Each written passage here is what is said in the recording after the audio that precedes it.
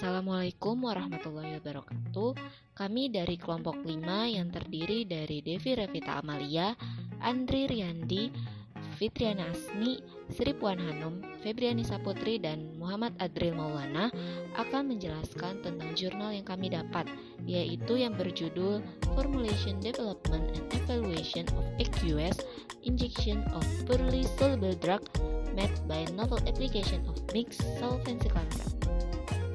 Di sini saya akan menjelaskan tentang obat yang berkaitan pada jurnal kami, yaitu ofloxacin. Ofloxacin ialah antibiotik yang termasuk golongan fluoroquinolone generasi kedua, di mana ia sangat efektif terhadap bakteri gram positif dan juga gram negatif.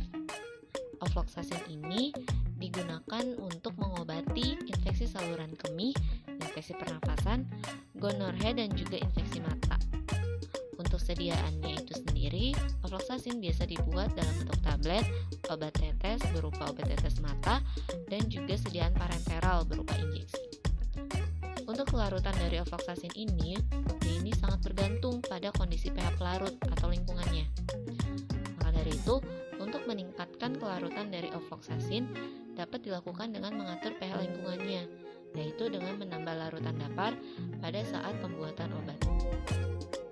Selanjutnya, saya akan menjelaskan sedikit mengenai teori dari sediaan yang akan dibuat. Di dalam jurnal yang kami dapatkan, sediaan yang akan dibuat berupa injeksi. Menurut Departemen Kesehatan Republik Indonesia tahun 1995, sediaan injeksi adalah sediaan steril berupa larutan, suspensi, emulsi, atau serbuk yang harus dilarutkan atau disuspensikan dahulu sebelum digunakan, yang disuntikkan dengan cara merobek jaringan ke dalam kulit atau melalui kulit ataupun selaput lendir. Adapun tujuan dari pembuatan sediaan injeksi yaitu untuk mendapatkan efek farmakologi yang lebih cepat karena tidak adanya fase absorpsi. Kemudian, ada beberapa persyaratan yang harus diperhatikan dalam sediaan injeksi. Yang pertama pH. pH sediaan injeksi haruslah sama dengan pH cairan tubuh, yaitu sekitar 7,4. pH harus diperhatikan untuk mencegah rasa nyeri ataupun kerusakan jaringan pada saat penyuntikan.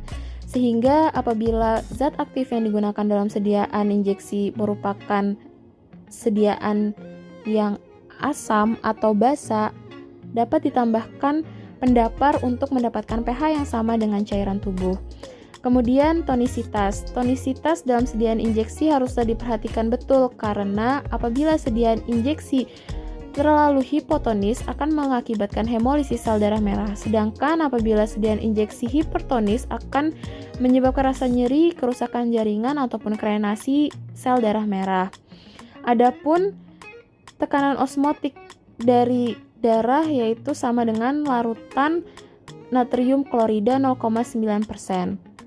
Terakhir, sediaan injeksi disyaratkan harus bebas pirogen, di mana pirogen merupakan endotoksin penyebab demam yang berasal dari metabolisme bakteri.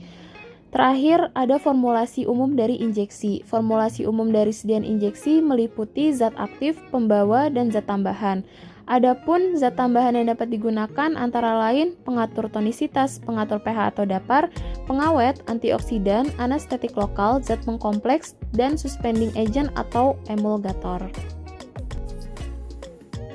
Berdasarkan pada tujuan pengujian, yaitu penentuan pelarut terbaik untuk injeksi ofloxacin, maka digunakan beberapa bahan. Di antaranya adalah PAG 4000, lignocaine HCl, natrium benzoat, natrium sitrat, PPV 40000, niacinamide, PAG 400, etanol, Twin 20, serta PPG atau propilen glikol.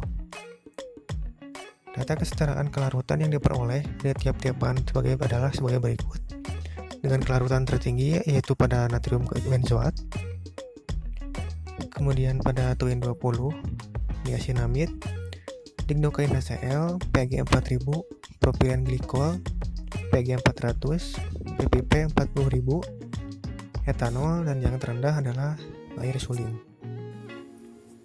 Dari data kemampuan melarutkan masing-masing bahan sebelumnya, maka dirancanglah kombinasi dalam bentuk formula. Yang diperoleh sebanyak 24 formulasi yang dimulai dari B1 sampai dengan B24. Untuk isinya sendiri dapat dilihat pada tabel sebagai berikut. Data kelarutan yang diperoleh dari semua formulasi dapat dilihat pada chart berikut ini, yang menunjukkan kelarutan tertinggi itu dicapai pada formula nomor B21. Untuk kemudian, dipilihlah formula dengan kelarutan tertinggi, serta formula yang mengandung bahan presipitat atau pengendap. Kedua hal ini menjadi acuan dalam pemilihan formula selanjutnya, sehingga dapat diperoleh 4 formulasi, yaitu B19, B21, B22, dan B23. Pembahasan selanjutnya yaitu analisis formulasi. Pengujian yang dilakukan untuk peningkatan kelarutan antibiotik ofloxacin, maka dilakukan beberapa pengembangan formulasi dengan beberapa zat yang dapat meningkatkan kelarutan serta adanya penambahan zat yang kompatibel dengan zat ofloxacin. Di antaranya yaitu lignohydrochloride, niacinamide, sodium benzoat, sodium sitrat, PEG 400, PEG 40.000, PVP 40.000, etanol, dan propilen glikol. Beberapa sediaan farmasi sulit larut dalam air, salah satunya antibiotik ofloxacin. Ofloxacin menurut Farmakope Indonesia edisi 6 tahun 2020 diketahui kelarutannya yaitu suka larut dalam air, etanol, metanol, dan agak suka larut dalam kloroform. Oleh karena itu dapat menggunakan pelarut campur atau kosolven sehingga dapat meningkatkan kelarutan dari ofloxacin. Pengembangan formulasi dilakukan pada formula B19, B21, B22, dan B23.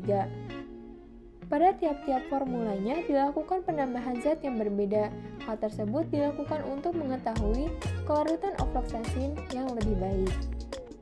Penambahan zat pada antibiotik ofloxacin yang pertama yaitu lignocaine hydrochloride. Merupakan serbuk hablur, putih, tidak berbau, dan rasa sedikit pahit. Penambahan lignocaine hydrochloride yaitu untuk mengurangi rasa sakit ketika penyuntikan injeksi. Hal tersebut dapat diatasi karena lignocaine hydrochloride termasuk ke dalam anestetika lokal. Kemudian, zat selanjutnya yaitu etanol. Etanol digunakan sebagai pelarut campur yang bersamaan digunakan dengan propilen glikol. Selain dari pelarut campur tersebut, digunakan juga pelarut campur yang berisi antara PEG 400, PEG 40.000, dan etanol. Penggunaan PEG 400, PEG 40.000, dan propilen glikol selain sebagai pelarut campur dapat digunakan sebagai zat pembasah yang berasal dari golongan humektan yang bekerja dengan menghilangkan lapisan udara di sekitar zat padat yang terdispersi sehingga lebih mudah untuk dibasahi. Akan tetapi, efektivitas zat pembasah dari golongan humektan tidak cukup kuat dibandingkan dengan golongan surfaktan. Kemudian pemilihan penggunaan PVP 40.000 sebagai peningkat kelarutan dengan mempercepat proses disolusi serta dapat meningkatkan ketersediaan hayati atas suatu obat dikarenakan PVP secara stabil larut dalam air. Zat selanjutnya yaitu niacinamide. Niacinamide memiliki khasiat untuk mengatasi kekurangan dari vitamin B3. Penambahan zat berikutnya yaitu sodium benzoat yang berfungsi sebagai pengawet, yang dimana dikarenakan pembawa pada sediaan injeksi adalah air sehingga menjadi tempat pertumbuhan mikroorganisme yang baik. Pengawet dapat menghambat proses pertumbuhan dari mikroorganisme. Selanjutnya yaitu sterile water for injection sebagai pelarut utama dikarenakan kemampuannya yang baik untuk melarutkan senyawa dalam formulasi, tidak toksik dan tidak iritan terhadap tubuh, serta memungkinkan untuk disterilisasi. Selanjutnya adalah bahasan uji evaluasi injeksi ofloxacin dengan berbagai zat pelarut yang kompatibel. Yang pertama ada uji organoleptik. Pada uji organoleptik ini bertujuan untuk memeriksa kesesuaian antara sediaan yang dibuat dengan spesifikasi sediaan yang telah ditentukan selama formulasi. Nah, pengujian organoleptik ini dapat memberikan indikasi kebusukan, kemunduran mutu, dan kerusakan lainnya dari produk. Nah, hasil pengamatan yang diperoleh dari uji organoleptik pada injeksi ofloxacin dari berbagai zat pelarut adalah larutan tidak berwarna atau bening.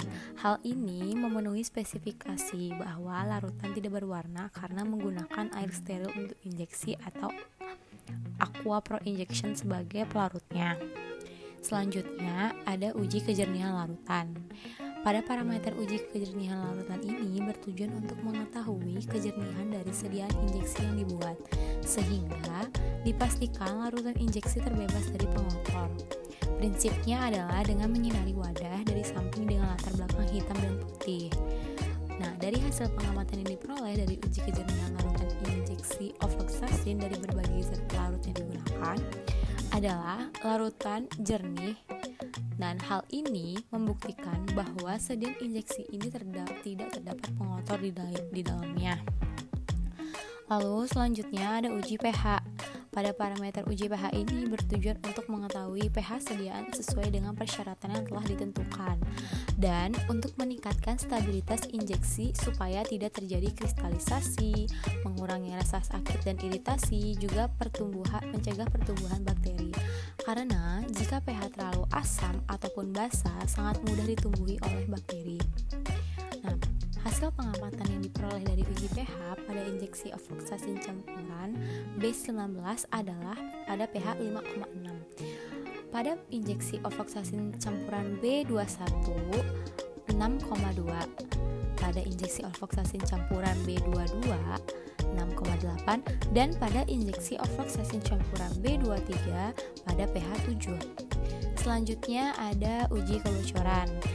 Pada parameter uji kebocoran ini bertujuan untuk memeriksa keutuhan kemasan dan untuk menjaga sterilitas, volume, serta kestabilan sediaan.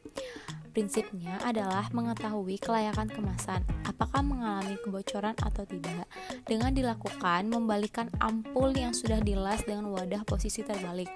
Nah, jika sediaannya menetes, maka terjadi kebocoran. Hasil pengamatan yang diperoleh dari uji kebocoran ini pada injeksi ofloxacin dari berbagai zat pelarut yang digunakan, tidak ada tetesan pada sediaan yang menandakan bahwa wadah tidak mengalami kebocoran. Hal ini membuktikan bahwa injeksi ofloxacin sudah layak digunakan. Selanjutnya ada uji viskositas. Nah, pengujian viskositas ini dilakukan untuk mengetahui besarnya suatu viskositas dari sediaan, di mana viskositas tersebut menyatakan besarnya tahanan suatu cairan untuk mengalir. Semakin tinggi viskositas, maka semakin besar tahanannya. Dari hasil pengamatan yang diperoleh, uji viskositas pada injeksi ofloxacin campuran B19 adalah 1,52, pada injeksi ofloxacin campuran B21 adalah 1,72, pada injeksi ofloxacin campuran B22 adalah 1,67, dan pada injeksi ofloxacin campuran B23 adalah 1,59.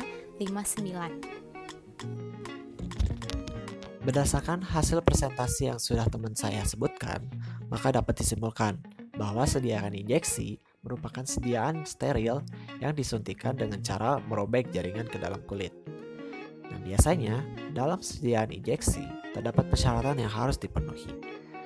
Di antaranya nilai pH, tonisitas, dan juga pirogenisitas.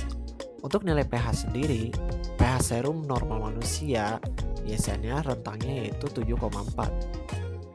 Kemudian untuk tonisitas itu sendiri memiliki tekanan osmotik yang sama dengan natrium klorida yaitu sekitar 0,9%.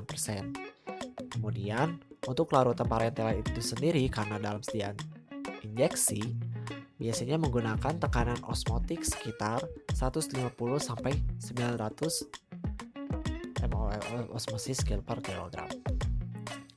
Kemudian untuk pirogenisitas, karena pirogen termasuk endotoksin penyebab demam karena dari metabolisme bakteri, maka dalam sediaan steril maupun apapun itu, termasuk sediaan injeksi, tidak boleh ada pirogenisitasnya, karena itu akan membahayakan tubuh kita itu sendiri.